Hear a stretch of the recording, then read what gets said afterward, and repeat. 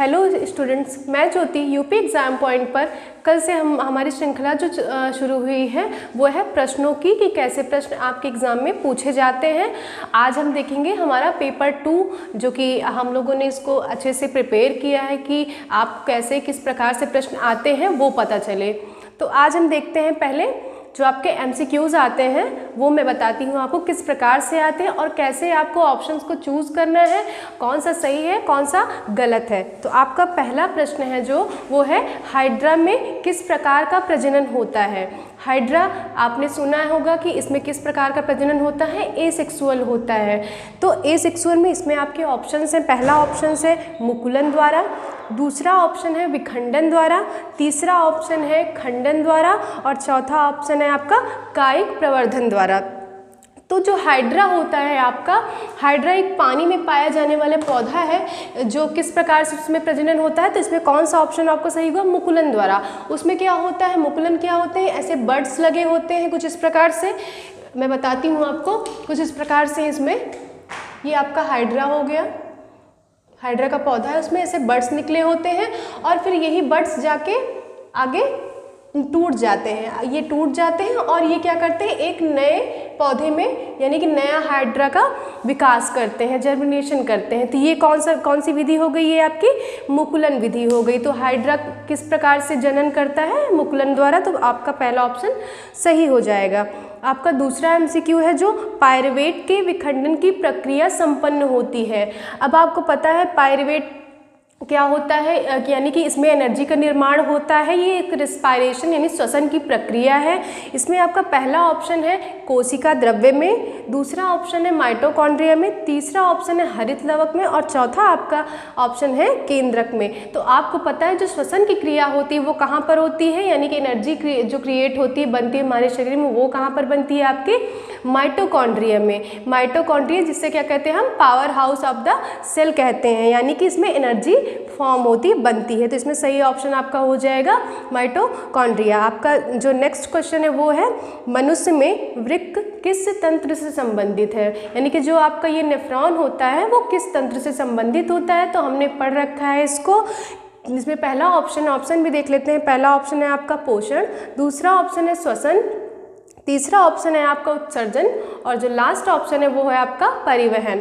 तो हमने पढ़ रखा है कि जो ये नेफ्रॉन्स होते हैं ये क्या कार्य करते हैं, उत्सर्जन का कार्य करते हैं, मतलब कि हमारे शरीर से अपशिष्ट पदार्थों को बाहर ले जाने का कार्य करते हैं। तो इसमें आपका कौन सा ऑप्शन हो जाएगा, ऑप्शन सी सही हो जाएगा।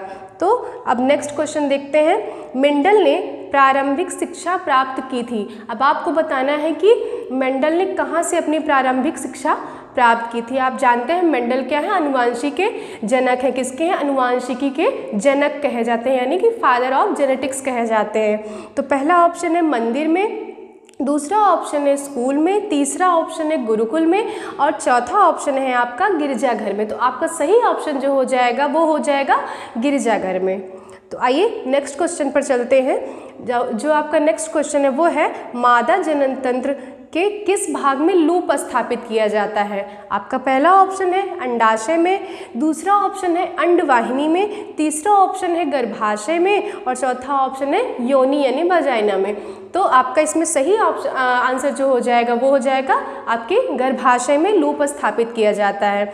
नेक्स्ट क्वेश्चन पर चलते हैं। निम्न में से कौन सा अंग पौधों में नर जननांग का प्रतिनिधित्व करता है, मतलब जो प्लांट्स होते हैं उसमें कौन सा ऐसा भाग है पौधे का जो ये रिप्रेजेंट करता है कि ये पौधा नर है। तो पहला ऑप्शन हो जाएगा आपका जायांग, दूसरा हो जाएगा आपका पुंकेसर, तीसरा हो जाएगा वर्तिकाग्र और चौथा हो जाएगा अंडाशय। तो आपको पता है कि इसमें कौन सा ऑप्शन सही होगा, आपने पढ़ रखा है पुंकेसर, क्योंकि पुंकेसर क्या करता है आपका, ये नर जननांग है, मतलब कि ये मेल को रिप्रेजेंट करता है एक तरह से कह सकते हैं। और आपका लास्ट जो MCQ है ये है आपका इन्वायरमेंट से, जैसे कि निम्न में से कौन सा ऐसे पर्यावरण मित्र व्यवहार कहलाते हैं। तो आपके ऑप्शन से बाजार जाते समय खरीदे गए सामान को रखने के लिए कपड़े का थैला लेना, तो आपको पता है कि हम पॉलीथीन यूज़ करते हैं तो वो हमारी क्या होती है, वो पोल्यूशन यानी कि प्रदूषण का कार्य करती है, यानी प्रदूषण फैलाने का कार्य करती है। तो हम क्या करते हैं, कपड़े का झोला अगर लेंगे तो वो प्रदूषण नहीं क्रिएट करेगा। नेक्स्ट आपका ऑप्शन है, ये भी सही लग रहा है। नेक्स्ट ऑप्शन है आपका अनावश्यक ऊर्जा खर्च बचाने के लिए लाइटों तथा पंखों के स्विच को बंद रखना। आपको बताया जाता है, सिखाया जाता है कि हम अगर कमरे से निकल रहे हैं तो हमें लाइट्स ऑफ कर देनी चाहिए, फैन आपका बंद कर देना चाहिए। तो ये भी सही लग रहा है हमें। नेक्स्ट आपका है वाहन के बजाय विद्यालय पैदल से जाना। अब हम स्कूल जाना होता है या कहीं भी हमें जाना होता है तो हम व्हीकल यानी कि ट्रांसपोर्ट का यूज़ करते हैं, जो क्या करता है, जिससे कार्बन डाइऑक्साइड निकलता है, वो हमारे वातावरण के लिए, हमारे शरीर के लिए हानिकारक होता है। और चौथा ऑप्शन है आपका डी यानी कि उपयुक्त में से सभी। तो आपको कौन सा ऑप्शन इसमें सही, आपके सभी ऑप्शन इसमें सही हैं। तो ये रहे आपके MCQ। आगे हम देखते हैं आपके लॉन्ग क्वेश्चन किस प्रकार से आपको लिखने हैं, मैं आपको अच्छे से बताती हूँ। आइए अब हम थोड़े लॉन्ग क्वेश्चंस पर चलते हैं MCQ के बाद। तो आपका पहला प्रश्न क्या है कि भोजन को पचाने में लार की क्या भूमिका होती है। क्या है आपका पहला प्रश्न, भोजन को पचाने में लार की क्या भूमिका होती है, जो कि आपका ये 2 नंबर कैरी करता है आपका। तो मैंने बताया था आपको डाइजेशन के चैप्टर में कि क्या होता है, लार क्या होता है, हमारे मुख में पाया जाने वाला एक तरल पदार्थ होता है। क्या होता है, लार क्या होता है, हमारे मुख में पाया जाने वाला एक तरल पदार्थ होता है, जो क्या करता है, भोजन को पचाने में यानी कि प्रक्रिया शुरू करने में सहायक होता है। तो आइए मैं इसे लिखना कैसे है वो हम देखते हैं। तो लार क्या होता है, हमारे मुख में एक तरल पदार्थ के रूप में रहता है, जो स्टार्च यानी कि मंड जो होता है, मंड के पाचन में सहायक होता है। क्या करता है, आपके जो स्टार्च होता है, मंड होता है, वो उसके सहायक में ये, उसकी पाचन में ये सहायता करता है। कौन, आपका ये जो लार है। नेक्स्ट पॉइंट आपका है, लार भोजन को नम तथा चिकना बनाने का कार्य करता है। अब आपके भोजन को आगे सरकाने की भी ज़रूरत होगी, उसको आगे उसकी प्रक्रिया होने के लिए भी। तो ये क्या करता है, ये चिपचिपा पदार्थ होता है, जो क्या करता है, आपके भोजन को चिपचिपा बनाता है, उसे गीला करके रखता है, गीला करने का कार्य करता है, नम बनाए रखता है, जिससे कि भोजन आगे प्रोसीड हो सके। उसके बाद नेक्स्ट आपका पॉइंट है, जो लार में एमाइलेज नामक एंजाइम होता है, जो माल्टोज शुगर को सरल शुगर यानी सिंपल शुगर में कन्वर्ट करता है। तो लार में क्या पाया जाता है, आपका एमाइलेज नामक एक एंजाइम पाया जाता है, ग्रंथि होती है जो क्या स्राव करती है, एमाइलेज नामक एंजाइम स्राव करती है, जो क्या करता है, आपका जो माल्टोज होता है उसको किस में कन्वर्ट करता है, यानी कि सिंपल शुगर में कन्वर्ट करता है। तो ये हमारा हो गया आपका पहला प्रश्न। अब आइए दूसरे प्रश्न पर चलते हैं। आपका दूसरा जो प्रश्न है वो है, ओजोन परत हमारे लिए क्यों महत्वपूर्ण है। तो ओजोन परत क्या होती है, ये समताप मंडल में यानी कि वायुमंडल की जो समताप मंडल वाली लेयर होती है उसमें पाया जाने वाली परत है, यानी कि एक क्षेत्र होता है स्पेसिफिक, वहाँ पर ही पाया जाने वाली परत है, जो क्या करती है, जैसे सूर्य से क्या होती है, आपकी अल्ट्रावायलेट यानी कि पराबैंगनी किरणें निकलती हैं, जो हमारे शरीर के लिए यानी कि जैसे कभी कभी स्किन कैंसर भी ये कॉज करती हैं, हमारी आंखों के लिए बहुत ही नुकसानदायक होती हैं। तो उनसे हमें ये उनको अवशोषित कर लेती है और फिर से रेडिएट होने में उसको सहायता करती है और ये हम तक डायरेक्ट नहीं पहुंच पाती है। तो ये देखते हैं, ये ओजोन संताप मंडल में पाया जाने वाला एक क्षेत्र है जिसे ओजोन परत कहते हैं। उसके बाद यह सूर्य से आने वाली संभावित खतरनाक पराबैंगनी किरणों को यानी अल्ट्रावायलेट जो रेज होती हैं आपकी को विकिरण को, उसकी विकिरण जो होती है यानी रेज जो निकलती है उसको क्या करती है, अवशोषित कर लेती है करके या ग्रह को रहने योग्य बनाए रखने में सहायक होती है या फिर महत्वपूर्ण भूमिका आपकी निभाती है।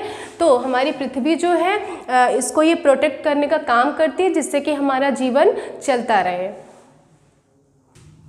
आइए नेक्स्ट क्वेश्चन पर चलते हैं। आपका जो नेक्स्ट क्वेश्चन है वो क्या है, स्वपरागण तथा परपरागण में विभेद करना है यानी कि अंतर बताना है। तो स्वपरागण क्या होता है, जो सेम मतलब एक ही प्लांट है, एक ही प्लांट के और एक ही फूल के बीच में अगर पॉलिनेशन यानी परागण की प्रक्रिया हो रही है तो उसे स्वपरागण कहते हैं। और परपरागण क्या होता है, यानी कि दो अलग अलग पौधों की फूलों के बीच जब जो है पॉलिनेशन होता है यानी परागकण जो है वो ट्रांसफर होते हैं, तब उसे क्या कहते हैं, हम परपरागण कहते हैं। आपका दूसरा है, इसमें माध्यम की आवश्यकता नहीं होती है, यानी कि ये एक ही प्लांट में हो रहा है तो इसमें किसी भी मीडियम की ज़रूरत नहीं होती है कि वो पॉलन ग्रेन यानी कि पराग कण को ले जाएं वहाँ तक।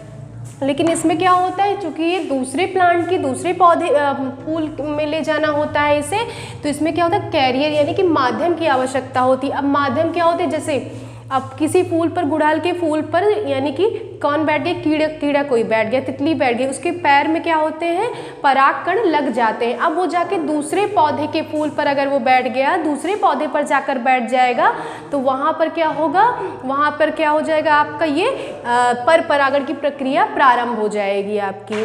तो ये कीड़े भी हो सकते हैं, कभी कभी जल के द्वारा भी परागकण बहकर दूसरे पौधों तक चले जाते हैं, और कभी कभी वायु के द्वारा जब तेज हवाएं चलती हैं, तो क्योंकि पॉलन ग्रेन्स जो होते हैं बहुत हल्के होते हैं, पाउडर की तरह होते हैं, तो हवाओं के माध्यम से भी ये उड़कर चले जाते हैं। आपका दूसरा पॉइंट है, इनमें नए लक्षण नहीं पाए जाते हैं, क्योंकि ये एक ही पौधे के बीच में होता है, कोई माध्यम नहीं होता है। तो इनमें जैसे जो पुराना पौधा होता है उसमें जिस प्रकार के फूल पाए जाते हैं, वैसे ही नए वाले फूल में भी फूल पुष्प होते हैं। लेकिन इनमें क्या होता है, इनमें क्या होता है, दो पौधों के बीच यानी कि दो फूलों के बीच पर ये प्रक्रिया हो रही है पॉलिनेशन की, तो इनमें क्या होता है, नए लक्षण विकसित हो जाते हैं। आपका जो ये लास्ट है, इनमें रोगों से लड़ने की क्षमता जो है वो कम होती है, लेकिन इनमें क्या होती है, इनकी जो रोग प्रतिरोधक क्षमता होती है वो इनकी अपेक्षा थोड़ी सी ज़्यादा होती है। तो ये आपका था पहला वाला क्वेश्चन 2 नंबर का। और ये है आपका नेक्स्ट क्वेश्चन है कि परिवार नियोजन की किन्हीं 2 अस्थायी विधियों पर टिप्पणी करिए। अब परिवार नियोजन क्या है कि जैसे कि हम देख रहे हैं हमारे देश की भी जनसंख्या बढ़ती जा रही है, तो उसके लिए बहुत सारी प्रक्रियाएं यानी कि विधियां खोजी गई, जिसके द्वारा हम जनसंख्या की वृद्धि में जो है वो कमी ला सकें। तो उसके लिए 2 प्रकार की विधियाँ होती हैं, अस्थायी और एक अस्थायी। तो अस्थायी जो विधियाँ होती हैं वो कैसे विधियाँ होती हैं कि जिन्हें हम बाद में फिर से आगे जनन की प्रक्रिया उसमें शुरू हो सकती है, लेकिन जो अस्थायी विधियां होती हैं उनमें क्या होते हैं कि आगे वो प्रोसीड नहीं कर सकते हैं। तो ये क्या पूछ रहा है आपका, अस्थायी विधियों के बारे में। तो ये 2 प्रकार की होती है, एक वैसेक्टोमी होगा और एक ट्यूबेक्टोमी हो गया। आपका वैसेक्टोमी में क्या होता है, ये पुरुषों में किया जाता है। पुरुषों के क्या करते हैं, उनके शुक्राणु नलिका जो होती है उसे काट कर उसमें गांठ लगा दिया जाता है, उसे बांध दिया जाता है, जिससे क्या होता है, स्पर्म आगे नहीं जा सकते हैं। लेकिन जो आपकी ट्यूबेक्टोमी होती है, ये महिलाओं में किए जाने वाली प्रक्रिया होती है। इसमें उनकी अंडवाहिनी को काट दिया जाता है, जिससे कि आगे एग जो है वो स्पर्म से जाके मिल ना सके, तो इससे जनन की प्रक्रिया जो है वो स्टॉप हो जाएगी। अब आगे देखते हैं आगे के क्वेश्चंस। आइए अपने नेक्स्ट क्वेश्चन पर चलते हैं। जो अपना आगे का क्वेश्चन है वो क्या है कि मानव में वृक्क यानी कि नेफ्रॉन जो होता है उसकी रचना और उसकी क्रियाविधि आपको बतानी है कि कैसे वो बनता है और किस प्रकार से कार्य करता है। तो आपका ये है नेफ्रॉन का स्ट्रक्चर है। क्या ये नेफ्रॉन का स्ट्रक्चर है। बहुत सारे नेफ्रॉन्स जो हैं वो एक दूसरे से मिले हुए रहते हैं, जो क्या करते हैं, आपकी उत्सर्जन का कार्य करते हैं। तो आइए देखते हैं, ये आपकी है संग्राहक नलिका, जिसमें क्या होता है, जो यूरिन यानी कि वेस्ट होता है आपका, यहीं पर जाके आपका स्टोर होता है। तो आइए हम देखते हैं, ये जो कुंडलित नलिका है ये क्या कहलाती है, आपकी दूरस्थ कुंडलित नलिका कहलाती है। ये क्या है, जो इसके पास है बाउमन्स कैप्सूल की, ये क्या है, आपके समीपस्थ कुंडलित नलिका है। क्या है, आपकी समीपस्थ कुंडलित नलिका है। जो आपका नेफ्रॉन होता है किससे मिलकर बना होता है, आपका वो बाउमन्स कैप्सूल से मिलकर बना होता है और इन नलिकाओं से मिलकर बना होता है। और नलिकाएं कितने भागों में बटी होती हैं, 2 भागों में बटी होती हैं, आपकी दूरस्थ कुंडलित नलिका और समीपस्थ कुंडलित नलिका। और यहाँ पर आपका ये जो कप शेप में आपको ये दिखाई दे रहा है, ये क्या है, आपका बाउमन्स कैप्सूल, यानी कि जिसमें कि आपके रुधिर का छन्ने का कार्य होता है, यानी कि अल्ट्राफिल्ट्रेशन का कार्य होता है। तो अब ये क्या है, आपकी ये वृक्क सिरा है, जिससे क्या होता है, जो बिना छना हुआ यानी कि अशुद्ध रक्त जो है आपका, जिसमें कि बहुत सारे अपशिष्ट पदार्थ भी हैं, वो आकर यहाँ से कहाँ आता है, आपके बाउमन्स संपुट में आता है। कहाँ आता है, आपके बाउमन्स संपुट में आता है। लेकिन ये क्या है, आपके चौड़ी नलिका है, लेकिन जो बाहर निकलने वाली यानी कि ब्लड को छनने के बाद बाहर भेजने वाली वेस्ट जिससे जाता है, वो नलिका कैसी है, आपकी पतली है। कैसी नलिका है, आपकी वेस्ट को ले जाने वाली वो कैसी है, पतली है। तो जिसके कारण क्या होता है, यहाँ पर क्या होता है, ब्लड प्रेशर यानी कि जो रुधिर का दाब होता है वो क्या हो जाता है, वो बढ़ जाता है। क्या होता है, बढ़ जाता है, जिससे कि क्या हो जाता है, ये छनने की प्रक्रिया होती है। जब दाब बढ़ता है यहाँ पर, तो यहाँ पर अल्ट्रा फिल्ट्रेशन का कार्य होता है, जिससे क्या होता है, आपका फिल्ट्रेशन होता है, जिससे प्रोटीन और कुछ सॉल्ट के कण जो है वो छनने से रह जाते हैं। अब जो छना हुआ पदार्थ है वो यहाँ पर चला आता है।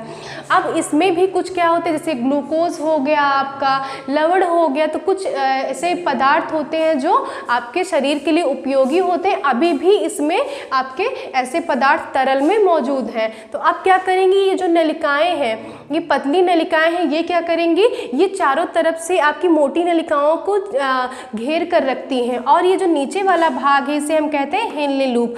और यहाँ पर ये जो होता है ये आरोही लूप हो गया, और इधर वाला हो गया अवरोही खंड हो गया इस लूप का। तो क्या करती हैं, ये घेरे हुए रहते हैं पूरे नेफ्रॉन्स को। क्या करती हैं, जो पोषण होता है यानी इसमें ग्लूकोज हो गया, सॉल्ट हो गया, उसको क्या करती हैं, ये खींच लेती हैं अपनी तरफ, अवशोषित कर देती हैं। और जो बचा हुआ वेस्ट है वो किस में बदल जाता है, आपका यूरिया में बदल जाता है, अमोनिया में बदलता है, यूरिक एसिड में कन्वर्ट हो जाता है। जो क्या होता है, बाद में ये इसको यहाँ से इन नलिकाओं से होते हुए इस संग्राहक नलिका, जिसे कंडक्टिंग डक्ट कहते हैं, इसमें के भेज देता है, जिससे कि ये आगे क्या होता है, आपके पूरे नेफ्रॉन यानी जो पूरा सिस्टम होता है उत्सर्जन का, उससे ये बाहर हो जाता है। तो ये थी आपकी नेफ्रॉन की संरचना। इसकी क्रियाविधि इस प्रकार से है कि ब्लड आपका छनता है, जो वेस्ट आपका बचा इन नलिकाओं से होते हुए संग्राहक नलिका में स्टोर हो जाता है। फिर ये संग्राहक नलिका किससे जुड़ी होती है, आपकी मूत्राशय से जुड़ी होती है। वहाँ पे जाके जो उसकी मूत्राशय की नलिका होती है, उससे ये जो है यूरिन जो है आपके शरीर से बाहर हो जाता है। तो आपको इस प्रकार से इस प्रश्न की रचना करनी है, इसको ऐसे समझाना है।